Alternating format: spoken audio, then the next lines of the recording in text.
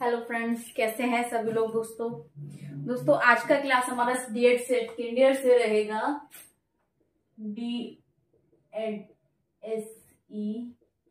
SEIDD second year में बात करेंगे। सेकेंड ईयर में हमारा टॉपिक रहेगा कोर्स 12 से। ठीक है, सेकेंड ईयर का कोर्स 12 यानी कि टॉपिक है हमारा लेवल्स ऑफ सपोर्ट। ठीक है, IASSIDD।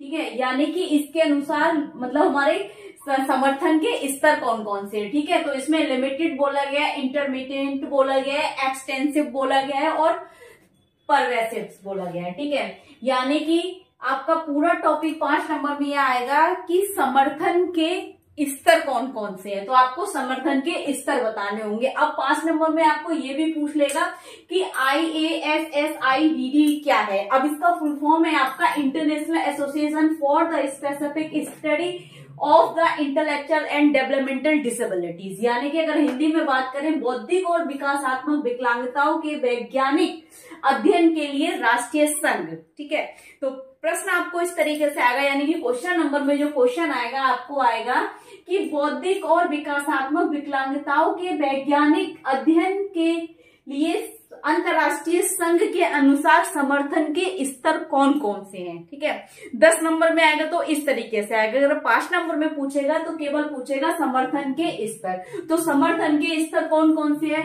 लिमिटेड, ठीक है, इंटरटेनमेंट और एक्सटेंसिव और परवेसिव, 4 हैं। ठीक है, यानी कि लिमिटेड का अर्थ होता है यहाँ पर सीमित। हम कहते हैं ना कि कोई चीज लिमिट से है तो सीमित होना, ठीक है, रिजिटेड होना। इंटरटेनमेंट का यहाँ पर अर्थ हो जाएगा आंतरिक। आंतरिक का मतलब होता है रोक रोक कर, धीरे धीरे, या हम कह सकते हैं जिसमें कोई विराम ना हो, अविराम जैसी प्रक्रिया, रुक रुक कर प्रक्रिया, या बार बार हम बोल सकते हैं इसको हिंदी में। एक्सटेंसिव का मतलब होता है दोस्तों विस्तृत होना, यानी कि फैला हुआ होना, एक क्षेत्र में नहीं कई क्षेत्रों में फैला हुआ होना, उसके और सब एरियाज में फैला हुआ होना। परवेसिव का मतलब होता है दोस्तों व्यापक, यानी कि व्यापक होना, एक से अधिक क्षेत्रों तक फैला हुआ। ठीक है, किस तरीके से विस्तृत रूप से चारों ओर फैला हुआ, जैसे हम व्यापक बोलेंगे। तो इसके 4 क्षेत्र हैं, मतलब स्तर हैं कौन कौन से। एक तो लिमिटेड बताया यानी कि सीमित, दूसरा एक्सटेंटमेंट यानी कि आंतरिक, तीसरा एक्सटेंसिव यानी कि विस्तृत, और आपका आ गया परवेसिव यानी कि व्यापक। ठीक है, तो 4 स्तर हैं। अब हम पहले IASSIDD के बारे में जानेंगे क्या है। कह रहे हैं IASSIDD बौद्धिक विकलांगता के वैज्ञानिक अध्ययन के लिए समर्पित पहला एकमात्र विश्वव्यापी समूह है। इसमें क्या होता है, कह रहे हैं 1964 में, ठीक है, 1964 यानी कि 1964 में मानसिक कमी के वैज्ञानिक अध्ययन के लिए इंटरनेशनल एसोसिएशन के रूप में स्थापित किया गया था। क्या? IASSIDD एक अंतरराष्ट्रीय अंतः विषयक और वैज्ञानिक गैर सरकारी संगठन है, एक NGO है, नॉन गवर्नमेंट ऑर्गेनाइजेशन है। ठीक है, कह रहे जो बौद्धिक विकलांगताओं पर दुनिया भर में अनुसंधान और जानकारी के आदान प्रदान को बढ़ाता है। अनुसंधान का मतलब है कि हमारे बौद्धिक विकलांगताओं के ऊपर रिसर्च करता है। एक तरीके से अनुसंधान का मतलब होता है दोस्तों रिसर्च करना।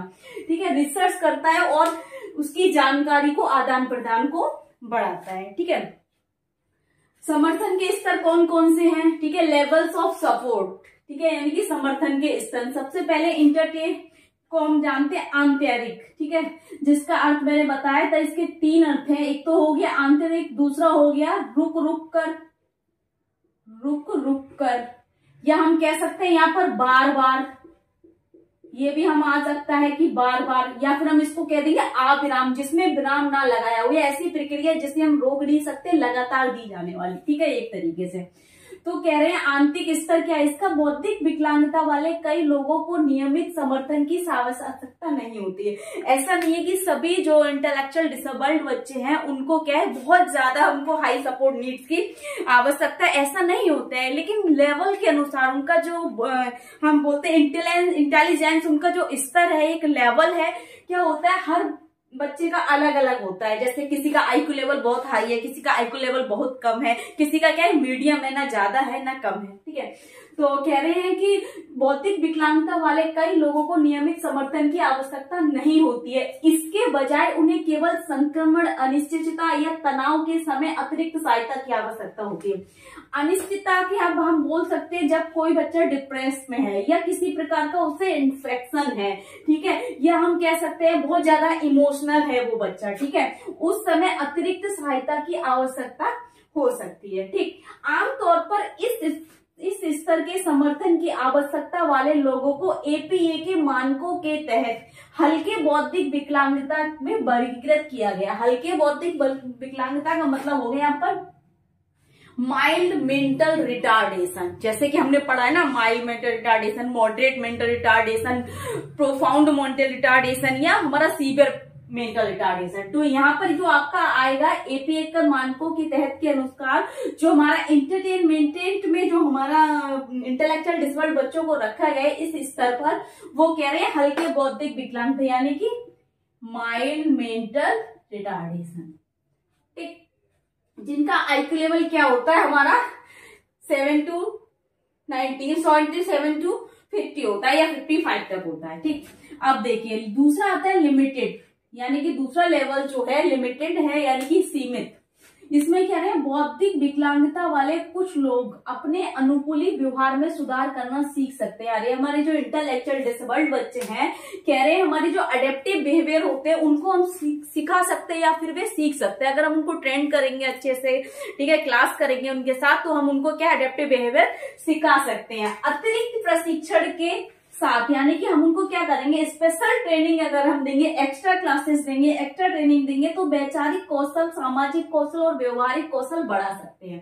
कह रहे हैं हम उनको क्या करेंगे, अगर एक स्पेशल ट्रेनिंग देते हैं तो उसके क्या करेंगे, हम उनके जो बिहेवियर स्किल्स हो गए वो बढ़ा सकते हैं, सोशल स्किल बढ़ा सकते हैं, ठीक है, और अडेप्टिव बिहेवियर हम उनका बढ़ा सकते हैं। कह रहे हैं हालांकि रोजमर्रा की स्थिति में, यानी कि डेली की या हम कह सकते हैं दिन प्रतिदिन की स्थितियों में उन्हें निपटने के लिए अभी अतिरिक्त सहायता की आवश्यकता हो सकती है। यानी कि अगर रोजमर्रा की जिंदगी में अगर हम बात करें तो उन बच्चों को अलग से कई प्रकार की सहायता की आवश्यकता हो सकती है। तो इस समूह के लोगों को अक्सर एपीए मानकों के द्वारा मध्यम यानी कि मॉडरेट मेंटल रिटार्डेशन, ठीक है, मॉडरेट मेंटल रिटार्डेशन में हम इनको रख सकते हैं। कह रहे हैं ना एपीए के अनुसार मध्यम वर्ग में किया गया है, इनका वर्गीकरण जो है मध्यम वर्ग में किया है। मध्यम का मतलब क्या है, ना ज्यादा है ना कम है। अगर हम इसकी बात करें तो इनका होता है 50 to 45 आईक्यू लेवल, ठीक है।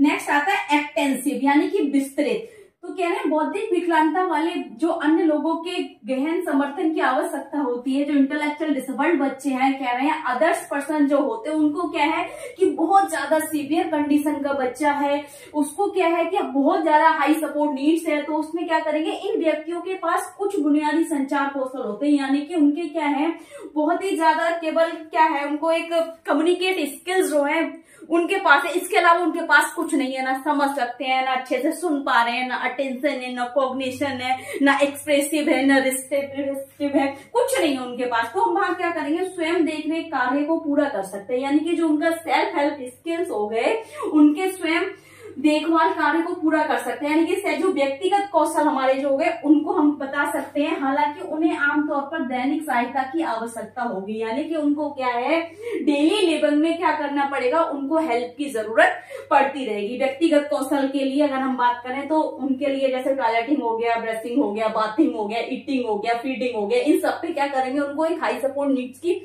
आवश्यकता होगी। यह समर्थन का स्तर एपीए मानकों के अनुसार गंभीर बौद्धिक विकलांगता से जोड़ा गया है। गंभीर का मतलब हो गया यहाँ पर सीवियर मेंटल रिटार्डेशन, ठीक है, जिनका आईक्यू लेवल कितना होता है 20 से 35 तक। ठीक, नेक्स्ट आता है हमारा परवेसिव यानी कि व्यापक। व्यापक समर्थन सबसे गहन स्तर का वर्णन करता है, यानी कि व्यापक समर्थन जो हो गया हमारा, यानी कि एक्सटेंसिव लेवल जो हो गया यहाँ पर एक्सटेंसिव, ये जो समर्थन की बात यहाँ की गई है, इस सपोर्ट का जो सबसे ज्यादा गहन, हम कहेंगे गहन का मतलब होता है दोस्तों यहाँ पर आ गया, हमने गंभीर पढ़ा था यानी कि सीवियर। अब गहन आ गया वो स्थिति हो गई जो हम प्रोफाउंड की कंडीशन बात करते हैं। प्रोफाउंड का मतलब हो गया इनका सीवियर वालों का 20 से लेके 35 तक था, अब इनका जो है 20 से क्या है ब्लो है, यानी कि 20 से भी कम है इनका आईक्यू लेवल। आप समझ रहे हैं, यानी कि पूरी ये प्रोफाउंड कंडीशन में गंभीर कंडीशन में है, ठीक है।